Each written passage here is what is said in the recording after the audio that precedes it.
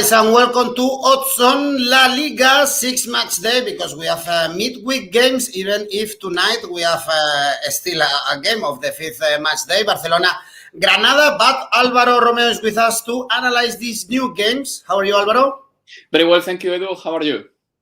I'm very good. I enjoyed a lot this match day in La Liga with a great last game. Valencia, Real Madrid, still to see, of course, what Barcelona is doing with Granada, but we have another bunch of games. So, guys, leave a comment below, ask any question to Alvaro about the games we just saw, and of course his predictions about the midweek games. And don't forget to click on the like if you enjoy our videos, subscribe and click on the bell to get notifications on Tuesday. Let's start with another derby of Madrid, Getafe. Atletico de Madrid is always very funny, Alvaro, when I check the stats for this Getafe Atletico de Madrid or on the other side, because I don't think there is a head-to-head more strange. In all La Liga, the last season, there was a goalless draw, actually, against Getafe and Atletico de Madrid. But before, we saw 13 consecutive victories without conceding a single goal for Atletico de Madrid. Last time Getafe scored a goal against Atletico de Madrid was in 2011. So this is very strange, and probably, Alvaro, is very odd also to see Getafe scoring in this game. I would never put my money on this because they have 0 points, 5 games, 5 defeats, only 1 game scored. They lost against 3-0 against Rayo Vallecano, so all is very negative for Getafe, even if it's not good for Atletico. Yes, it is, and since Simeone arrived at Atletico de Madrid, Getafe hasn't been able to beat ever Atletico Simeone.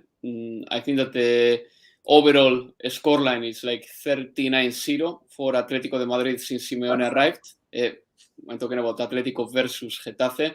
And it's difficult to believe that Getafe is going to change this dynamic this time or this Tuesday, because the truth is that they haven't been good this season. They lost against Rayo Vallecano the other day, 3-0, and they are 19th on the table with 0 points. It's true that against Rayo Vallecano, they could have scored. Emnes Unal had a penalty, he missed it. Or I will say that Dimitrescu, Rayo Vallecano's goalkeeper, did an excellent save. And Unal as well in the first half, he hit the post with a free kick. But anyway, that doesn't mean that Getafe has a powerful attacking line or they've got a firepower up front. The truth is that last season they already had a hell of a problem to score goals. This season they are keeping it. And Atletico, on the other hand, it's not that they are playing the free-flow attacking football that one would expect from a team having Griezmann, Joao Felix, who is suspended for this game probably, Luis Suarez, Correa, and many more strikers that you can name. Against Athletic Club Bilbao, they didn't create a lot of chances. I think that my club, Athletic Club Bilbao, was as good as Atletico, and in fact, we did have chances to win it. Iñaki Williams and Villalibre had a couple of really good goal occasions, but they couldn't just beat Jan Oblak. And at the end, Atletico de Madrid, at the minute, they are struggling to play well. They are struggling to create chances, even though they never created a lot of chances, even in the best Simeone time. And I do believe that it's not a good moment for both teams, but of course, Atletico is a better team. They still haven't lost this season, which is important too. They have the possibility of scoring at any time, even though they don't have a torrential attacking, because Griezmann or Luis Suarez, they are up there. So I'm going to go for the following. I do believe that a win 2-0 for Atletico de Madrid, a classic of mine, is possible here. That pays 240, actually. If you like, you can go for an Asian handicap -1 for Atletico de Madrid. That one, I like it a little bit less, to be honest, but that pays 250. But as I said, the win 2-0 for Atletico, 240, is good enough. Sounds like a good bet. Root Boy is telling us that Atletico Madrid struggle against teams who sit back. For sure, Getafe might do this, and the bookies don't expect goals at all. We have under 2.5 goals, only 1.44, because, as you mentioned, Atletico, they are not creating as many chances as they should with the amount of quality they have up front, and Getafe, they are basically unable to score a single goal.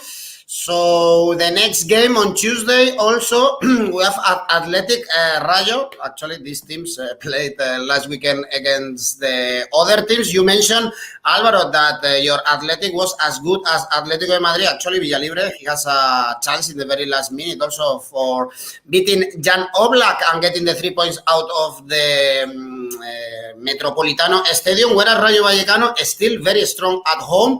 Their coach is a very important footballer in athletics history, and we saw probably the image of the weekend in La Liga, who is Radamel Falcao, the Tiger, El Tigre, scoring a very good goal in his debut for Rayo Vallecano. Yeah, he smashed the ball into the net really strongly. It's like he really wanted to get back to his scoring ways of 2013 when he was a scoring machine in La Liga, and it was very nice to see that. I think that Radamel Falcao might have found it a little bit puzzling what happened with him in his presentation at Rayo. I don't know if you remember, Edu, but Falcao thought that it was going to be a big party, just to unveil Falcao, to present him in front of the Rayo Vallecano crowd last week, and instead the Rayo Vallecano crowd was insulting and shouting at the president. But anyway, all that is over, and when football started, Radamel Falcao proved that he can still be very clinical in front of the goalkeeper, and he is still one of the best strikers, in my opinion, of the mid-table in La Liga, for sure.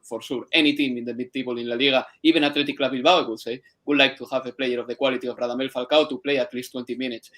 Rayo are playing really well. They scored 3 goals against Getafe. They are kind of entertaining as well. They scored 8 and they conceded 5. But I would like to say that the defense of Rayo Vallecano is surprisingly good. You take aside the game against Sevilla in the first game of the season, which was kind of a cork opener for Rayo Vallecano after being some years in the second division, in the second category. And they have only conceded 1 goal in the last 3 games. That is pretty all right for Rayo Vallecano. I think that apart from their scoring ability, they are proving that defensively they can be solid as well.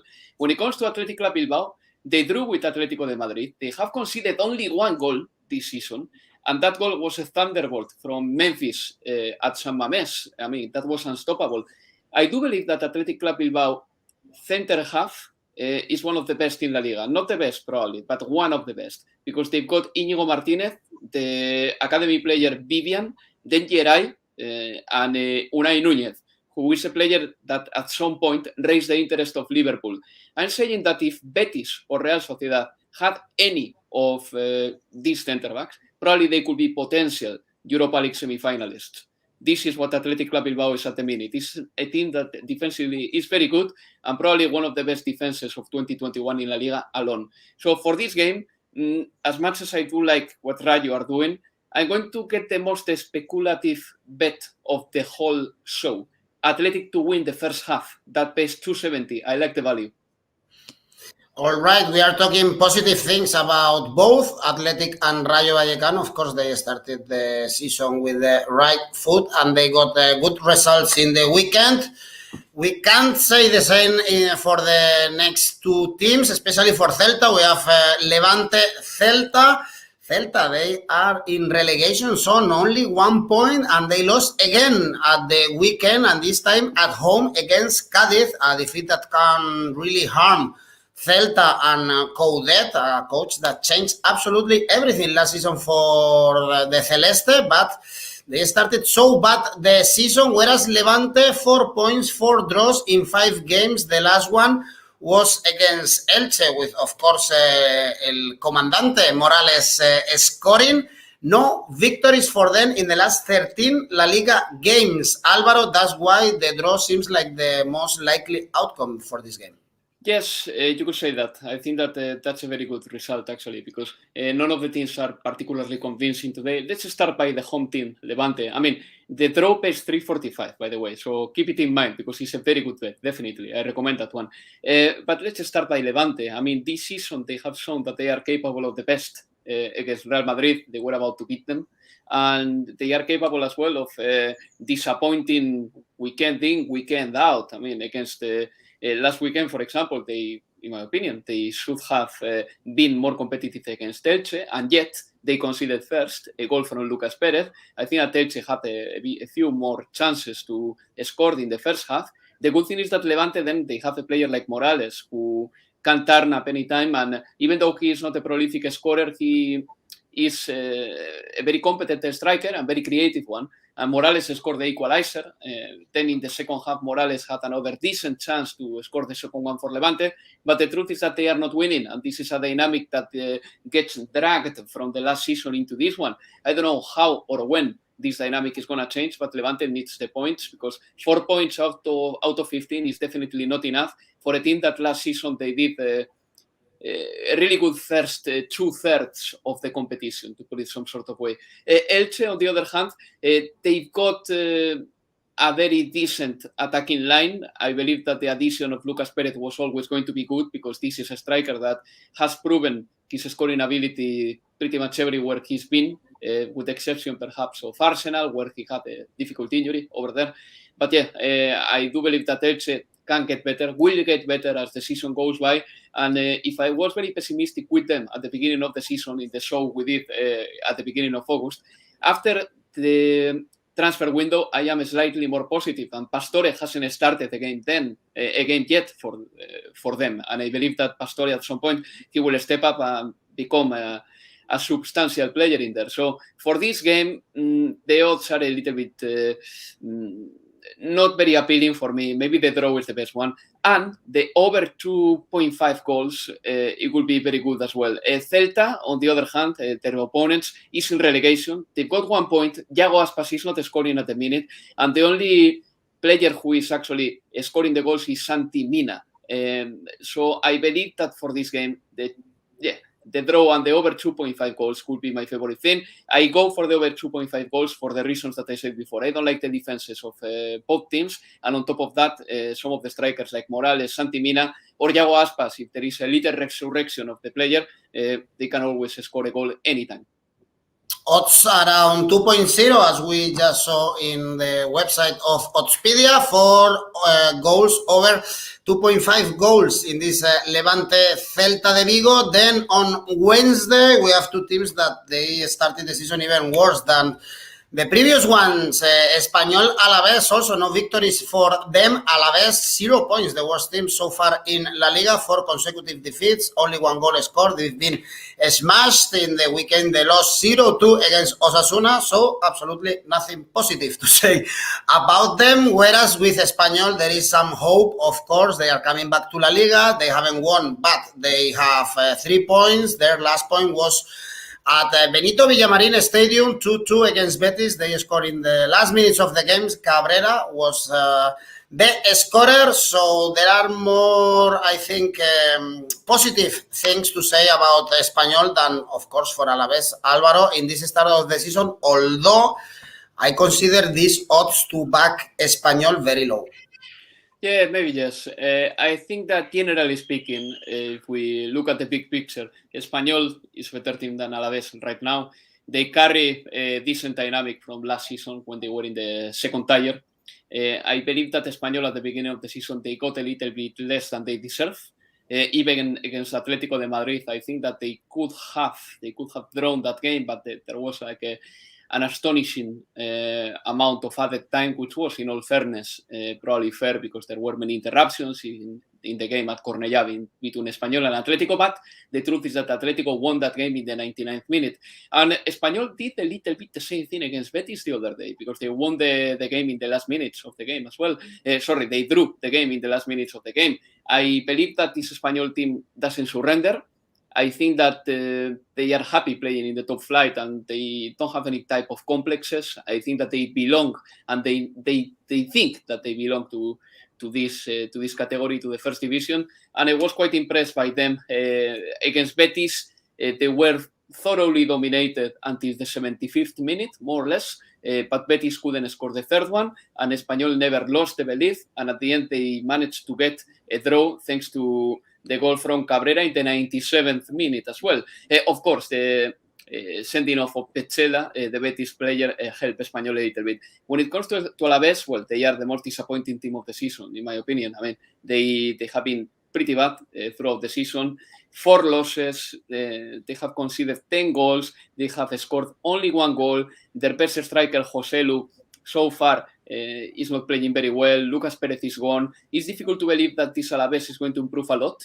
Last season they basically didn't get relegated because they had a good sprint of the season at the end. In the final 5 or 6 games of the season, they did the job, but I think that this Alaves is going to struggle a lot. So for this game, I'm going for the following. A clean sheet for Espanyol is something I could back here, that pays 210. It will be, by the way, their 3rd clean sheet of the season, so this is happening for Espanyol. And another one that is a little bit more speculative, if I may, but absolutely possible. Espanyol to score in both halves, that pays 350, but I'm going to stay with the clean sheet anyway. I think that this is a little bit less risky. Clean sheet for Espanyol. And Red Room, we all love the Shining, by the way, has a question for you, Alvaro, which is very important because we are going to see 3 games in this week. So some clubs might suffer because of that. He's asking us which one will suffer the most. So I guess the ones that have a shorter squad, but you will tell me how to use this in betting. Well, I think that this you can use it in betting, in my opinion, going for goals in the second half, because I think that as soon as the tiredness appears, goals are more likely, I would say, because the players who can come from the bench in the second half, they can make the difference. So I think that the tiredness can be profited in the second half of the games, number one. And I think that normally at this stage of the season, mid-September, late September, generally speaking, clubs and players want to play more because they want to get to their full fitness 100% ASAP. So the more games mean the more chances of getting fully fit very quickly. If there is a team that is going to suffer this midweek, I think that that's going to be Valencia, but we'll go with that later because they are losing a lot of players, they've got a lot of injuries, and that can be very detrimental for them. But I hope that my answer is good enough for you. So right now, Sevilla-Valencia, probably the most interesting game of the weekend. Valencia, they lost Carlos Soler or Gaya in their defeat against Real Madrid, but they played a really good game. They put a fight. Perhaps they even deserve a little bit more. Whereas Sevilla, Alvaro, a slow start for them also this season. They are so favorites to win this game, 1.76, but they are not winning. They had a goalless draw against Real Sociedad. It was the 3rd draw in a row after the ones against Salzburg and Elche. But they also struggle against teams like Getafe. I think we all expected a little bit more from Lopetegui's men in this start of the season.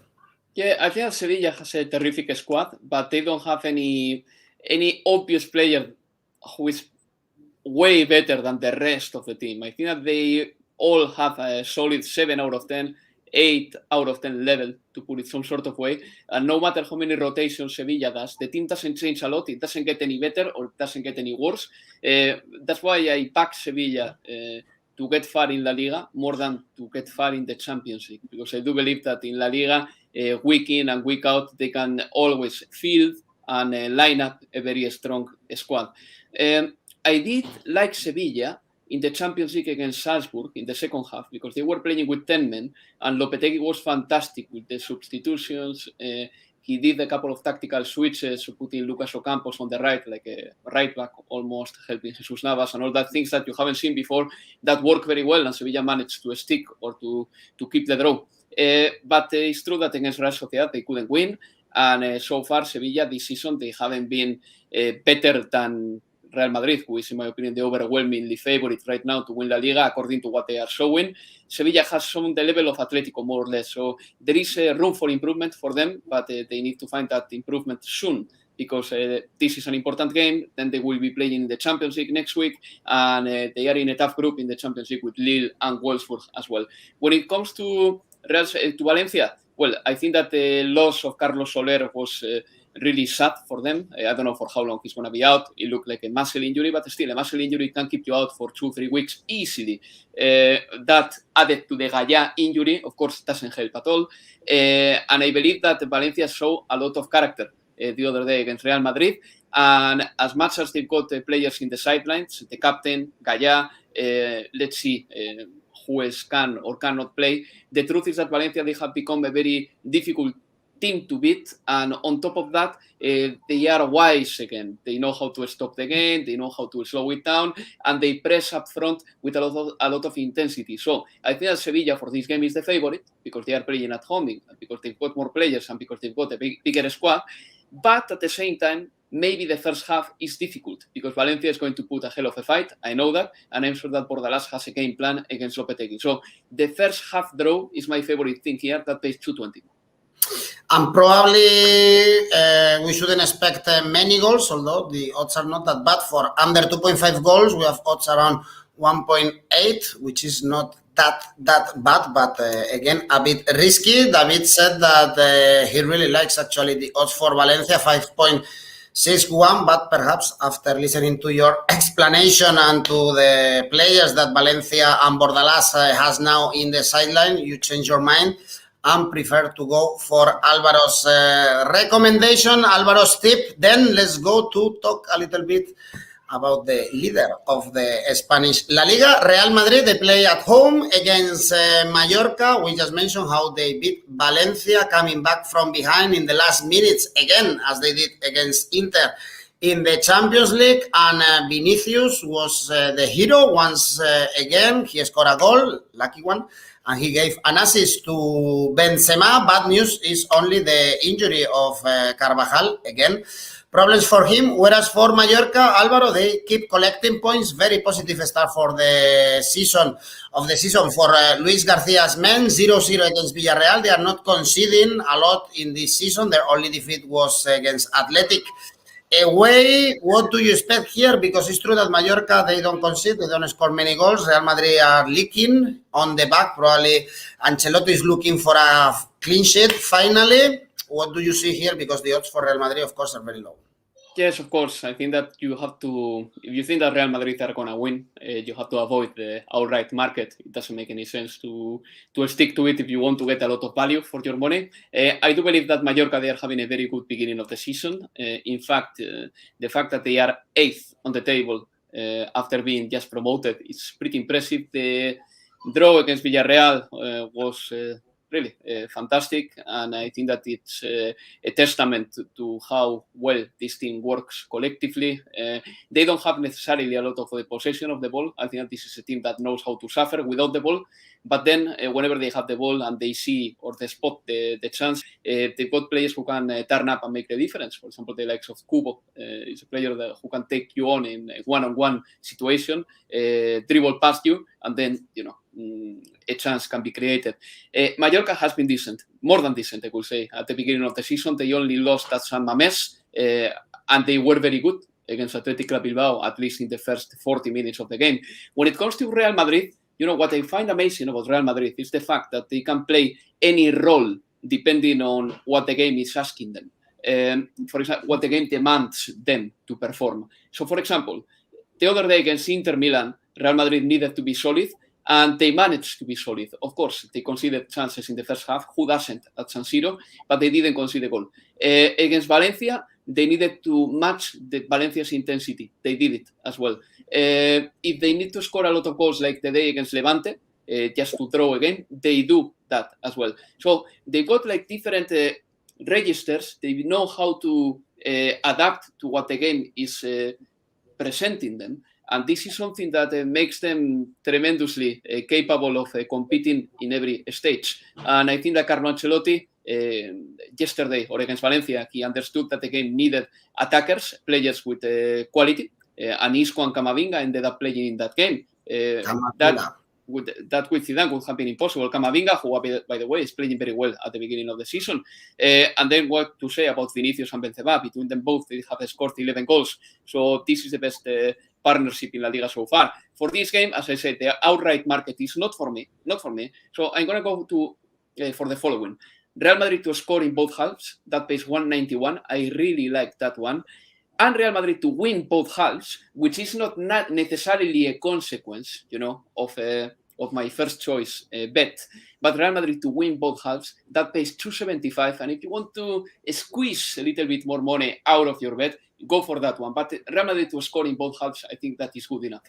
Usually we talk about Atletico de Madrid and we say Atletico to win 2-0. I think in this case, in this season, for Real Madrid, many times we are going to see Real Madrid and both teams to score. This is Cahuenga's bet, odds 2.87. Also, David is interested in seeing both teams to score because it looks like with Carlo Ancelotti, he wants to score as many goals as possible and he doesn't care if Real Madrid get chances, as he showed against Valencia, putting on the pitch as many strikers and offensive players as he could to get the 3 points, something that we also saw in the first game they played and the only game so far they played at home in the season against Celta. Was a free flow attacking game, but also conceding many chances.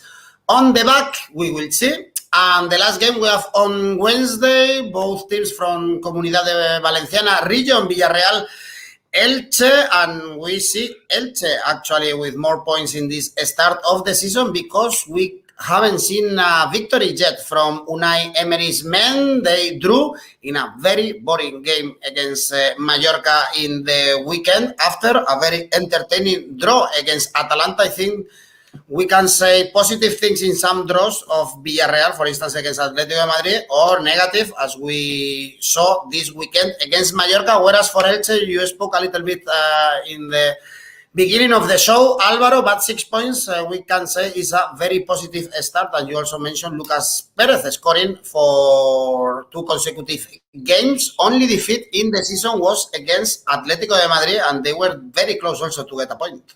They were close. At least they were close in the scoreline because Atletico beat them 1-0, even though I think that Elche didn't actually have that defining chance to draw that game. You know, they were close, but they didn't generate enough attacking danger to at least get a point from Wanda Metropolitano. But it's true that they stayed in the game, and Atletico until the 90th minute they couldn't stay calm because Elche could, potentially have scored in any time. I think at Elche, they have been a very professional team this season. I spoke about them before. I think that the addition of Lucas Perez is very good for them. I do believe that last season they were capable of being competitive when the scoreline is pretty tight, 1-0, 1-1, 2-1, 0-0.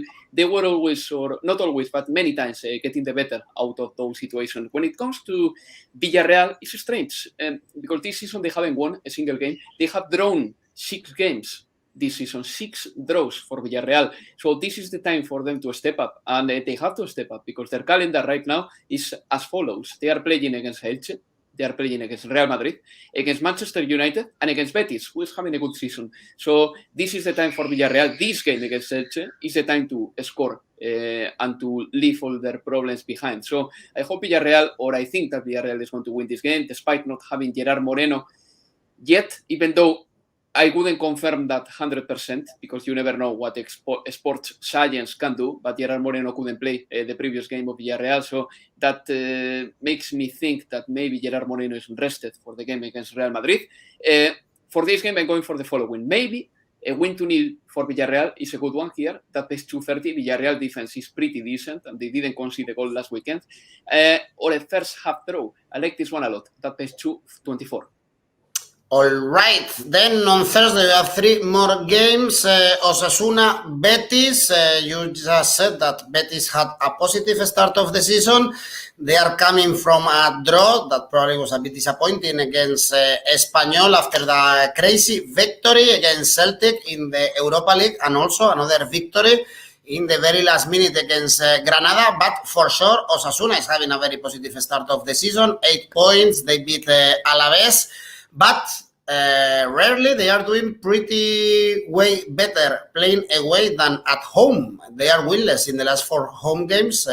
If we take this season and also the previous one, as we can see here, difficult to choose a winner, but I kind of like double chance maybe for Betis, like going for the away team here. Yeah, that's not bad. The double chance for Betis is somewhere that you should definitely consider putting your money on. I am not going to choose the outright market like the platform to make some money here. I think that Osasuna is getting so many good results lately than not backing them against Betis could be a little bit crazy too. But at the same time, Betis is doing a good beginning of the season, decent at least. They beat Celtic the other day 4-3. And one thing that separates this Betis from last season's Betis is that this Real Betis has a very big squad. Edu, I mean, the other day against Espanyol, they could field Borja Iglesias. They have Juanmi in the Matchday squad. They've got William José. They've got Fekir, Canales, William Carballo, Guardado. They've got so many good players in this squad that, you know, I'm tempted to think that Betis is going to get a bit farther than expected in the Europa League. But we're talking La Liga here. Osasuna at home, they've been very good. We know their style. Normally they attack with wingers or with fullbacks who put a lot of crosses. The midfielders from the back, Roberto Torres, Moncayola, they always shoot from the long distance if they can. They are always ready for the clearances from the opponent's defense. Their strikers, they are all journeymen who are capable of scoring 10 or 12 goals per season. So for this game, considering that both teams, they've got quality up front, I'm going to go for the both teams to score. That pays 180. I like it a lot, that one actually. And if you want to get a little bit more money for your bet, maybe the over 2.5 goals is something that you should be back into on the basis of what Osasuna and Betis they've been doing so far. I think that this is very realistic. That pays 217. Then let's move on to the next game. We have Granada, Real Sociedad. We have still to watch the game Barcelona-Granada and see how the Andalusian team reacts, but for sure it's not a good start of the season for them, not for Robert Moreno, as we analyzed with the game against Barcelona. But we can say a lot of positive things, I think, for Real Sociedad, because they had a tough week and they haven't lost against rivals like Sevilla at home and PSV in the Europa League playing in Eindhoven. So 10 points so far. They are in Champions League spots. Their only defeat of the season was against Barcelona. That's why, Alvaro, these odds, I think, for our away victory here are quite tempting. Well, I'm actually sticking to one of them. Real Sociedad to win away. I like it. That doubles up your bet. And I think that is good enough. It's good enough. And the week looked on Thursday evening at some point looked difficult for Real Sociedad because they were trailing against PSV in Eindhoven. Mario Götze scored for PSV, by the way. And I think Real Sociedad managed to stay competitive. They stayed in the game. They never lost the plot, and they got a draw from the Netherlands. And then they drew against Sevilla as well. So terrific. Hats off for Real Sociedad. They know, however, that if they want to have any chance of qualifying for the Champions League, this game against Granada is key. I mean, after having done a decent job against Sevilla last week, or in the weekend, they have to win this game just to make sure that they put themselves up there in the best places of the La Liga table. So Real Sociedad to win is something I like here. I think that Granada is struggling at the beginning of the season. You have said that all already. The manager, Robert Moreno, is still finding a little bit his way, making sure that he doesn't lose grip with the mid-table positions, because otherwise Granada is going to find it difficult to finish 10th or 11th, because I believe that this is the real target of the team, seriously. So Granada with 2 points, Real Sociedad after drawing against Sevilla, I would say that Real Sociedad is the favorite to win away. And I do like as well Real Sociedad to score in both halves. That pays 310, and again, I mean, it depends on how much risk you want to take. Real Sociedad to win sounds like a reasonable thing. Real Sociedad to score in both halves is more speculative, of course, but if Real Sociedad wins, this is a big possibility. So I'll leave it to you, but I will go for Real Sociedad to win alone. Good enough. I think these odds for Real Sociedad to win alone. Our last game of this 6-match day of La Liga is Cadiz, Barcelona. We have very low odds for Barcelona to win. Still, we have to see how they bounce back after that defeat in the Champions League. But be careful, because Barcelona, if you put it, for instance, this game in an ACCA, because Ankur is telling us that he's very pissed off because Roma ruined his ACCA with that defeat against Verona, because Barcelona is going to make a lot of money, 26, he said. 26, good money. My God. 5, you get 100. And Barcelona lost last season against Cadiz. Remember, even they drew at the Camp Nou 1-1, and Cadiz, they got the first victory of the season against Celta. But, well, difficult, I think, to see Barcelona making a mistake here and not taking the 3 points. Yeah, but it's so strange, Barcelona this season. I mean, from every Barcelona game, I have taken different conclusions. There is no, like, storyline. There are no, like, how to put it? When you watch Atletico de Madrid, for example, or when you watch Sevilla, you see that what happens in the game sticks to the narrative you got from these teams. What happens to Barcelona is not sticking to any narrative. Maybe what happened against Bayern is the only thing that sticks to a certain narrative. Bayern is better than Barcelona, but against Real Sociedad at the beginning of the season, Barcelona win comfortably. Then against Athletic Club Bilbao, they deserved to lose, but they drew. And against Getafe, they did a terrible game at home and they managed to win. So, which Barcelona are we going to see here? I believe that for this game, and I'm saying again, when I talk about Barcelona, I really have to reckon my brains. I believe that what Barcelona is going to suffer most from is the fact that they don't have good scorers right now. They've got Memphis, who is basically an only-man show so far, Barcelona with Memphis, and they've got Luke de Jong, who, he doesn't have a top speed. If he plays far away from the box, he's very irrelevant. And these are the strikers that Barcelona are going to field against Cadiz. So I think that Barcelona is going to struggle to score goals. I'm not going for the outright market. I think that the values there are not too convincing for me. You could have a look to the double chance. Why not? That pays 278. And not for me, though. Double chance for Cadiz, by the way. But I'm going to go for the under 2.5 goals for the reason I told you before. I think that Barcelona, whenever they produce an attack, they only have 1 or 2 players who can score goals, but they've got nowhere near the quality of some other teams. And this is going to cost them a little bit at the beginning of the season. And I hope that Barcelona doesn't lose the title by November. They have to recover Dembélé, Agüero, and Ansu Fati ASAP, because at the minute it's Luke de Jong who's playing up front with the poor Memphis Depay, who will have a terrific beginning of the season, but again, he needs some teammates around him. So the under 2.5 goals is my favorite thing here. That pays 245. Okay, Alvaro, great. We have some ideas and some tips to put our money on in this 6-match day, midweek match day in La Liga. Let's finish off the video with your expected ACCA. Yes, of course. A win for Atletico de Madrid, Real Madrid to score in both halves, Villarreal to win, and both teams to score in the Osasuna Betis game. That pays 14-21. And let me say that again, please. Win 2-0 for Atletico de Madrid, Real Madrid to score in both halves, Villarreal to win, and both teams to score in Osasuna Betis. 14-21. All right, 14. Your odds 21.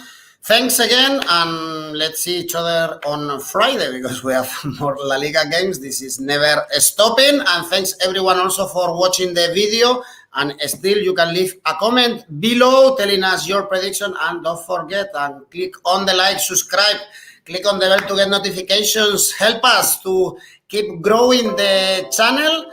And see you very soon. Enjoy La Liga. Bye. Bye.